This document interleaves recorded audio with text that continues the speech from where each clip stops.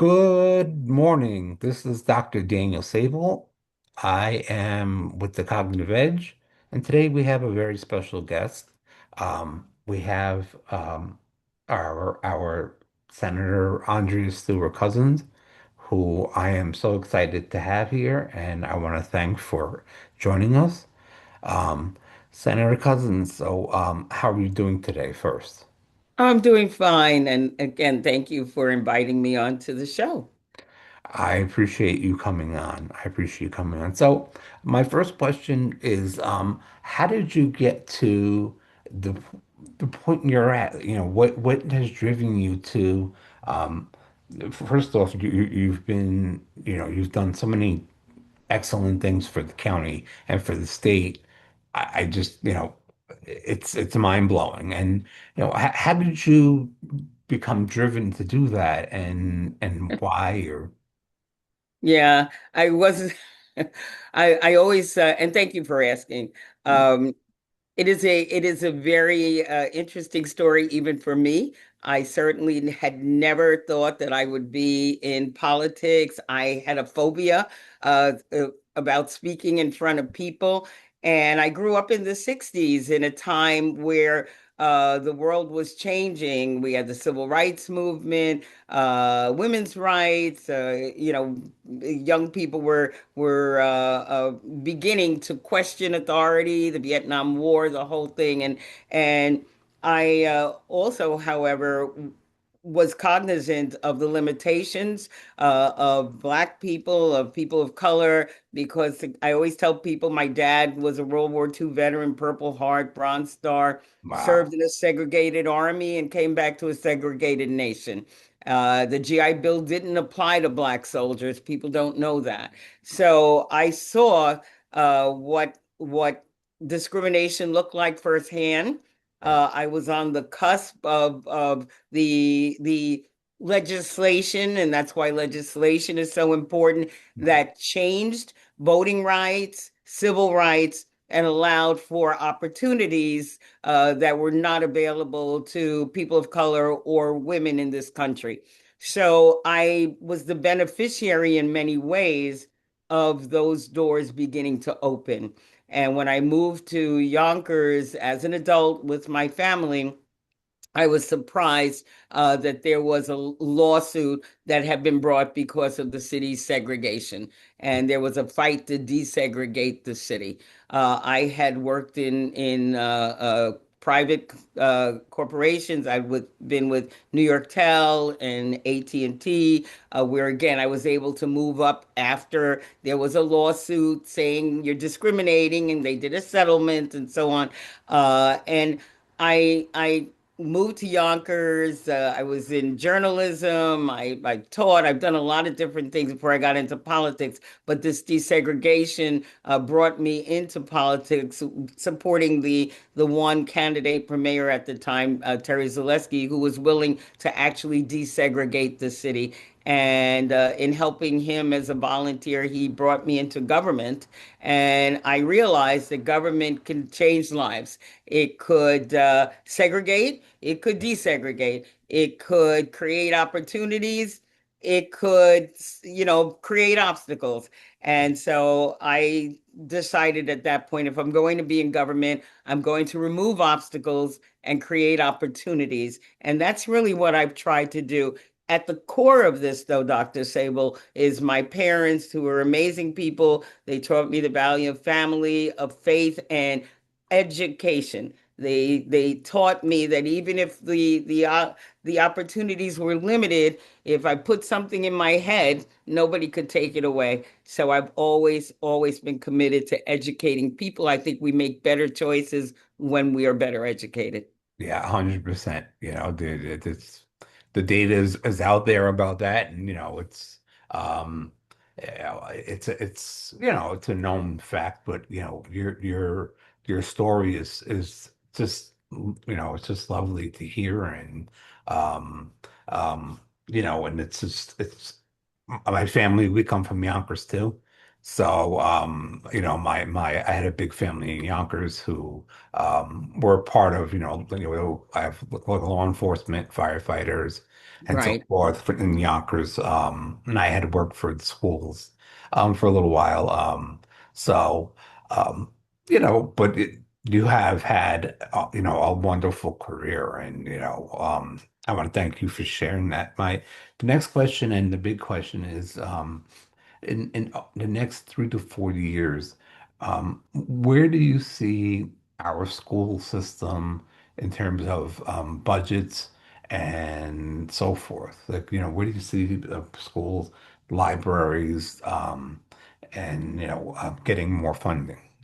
Well, one of the things that I'm very proud of is, again, not only the commitment to education, but I brought that commitment through, the different levels that I've served in. I am the senator for the 35th district. People should know I represent Yonkers, Greenburgh, and Mount Pleasant. I'm also the leader of the Senate. I became the leader of the Senate. I'm the first woman leader of any chamber in New York State. And I am very, very pleased to be in the position of making important decisions as it relates to education and all the other myriad things that impact people. But again, since where our focus is education and libraries, I want to say that our conference in the Senate, our Democratic majority, because I am a Democrat, well, we consider ourselves to be the education conference because each and every one of us is committed to making sure that the schools and libraries are well resourced. Let me say that also serving the Westchester County area and as the Senate Education Chair is Senator Shelley Mayer. Many of your viewers may know Senator Mayer, and I was privileged to put her in the position of overseeing the education on a statewide. I will also say that one of the reasons why I decided to run for Senate was because of the fact that state funding of education is so imperative. And I felt that people weren't taking it seriously. In a city like Yonkers, where every year there was a battle for funding, and at the end of the year, then maybe there'd be a check, maybe there wouldn't, and it just seems so haphazard. The thing that I ran for in 2004 was the state actually paying the money that was due districts like Yonkers and other poor districts throughout the state. Parents many, many years ago, over 40 years ago, went to court to say that kids who were in poorer neighborhoods, a lot of black and brown kids, were not getting the same resources from the state. Right. They went to court, they won that battle, and it was decided that more money had to be put into these districts because they had not been getting the money. And then the state government at that time refused to pay the money because it was too expensive. It was billions of dollars, Right. and they kept putting it off and putting it off. And I promised one of my campaign pledges would I would fight to get the money that was owed. I am grateful to have been able to fulfill that promise. Yes. And finally, as of 2023, all of the money, billions of dollars that was owed, have been paid, and no district, including our poorest district, is owed any money by the state. Therefore, the amount that we've invested as a state has almost doubled since my leadership in when I became leader in 2019. And this year we put 39 billion into foundation aid so that people would be able to have the staffs, the resources, and the possibility that is part of having a good education. That's where I want to begin. But I also want to say that I was solving a 30-year-old problem in Right. getting that money. because this was due long ago. So now not only we're playing catch up, but as you say, we have to look forward. And I'm always looking forward. We have invested again this year $44 million in libraries to do construction and renovation and acquisition. We are spending time making sure that libraries have what they need in order to meet today's constituents, Yeah. which have an increasing need to know about AI and to have access in so many ways to what they need, what people need in order to really flourish in the society. And we know that libraries have evolved. No longer as again, I'm old enough to remember when you walked into a library, the only thing you heard was shh. And Yeah, that, not like that's, I remember that's the not Getty the Square case. Library being taken there by my grandmother to the Getty Square Library, and before they had moved um, to where they are now, when they were in the heart of Getty Square, and uh, I remember going there, and the smell and just everything about it was something. It was different, you know. Right. It was I don't know, and I just fell in love with the place, you know, and. So that's kind of how I got, Yeah, you it was a know. sanctuary, really, in many ways. Yeah, When you yeah, walked into there, it became a whole new world. It just transported you everywhere, and it didn't matter who you are, or how much you had, how much you didn't have. You had an opportunity to just be lost in whatever world you wanted to be lost in, yeah, but you had to be quiet.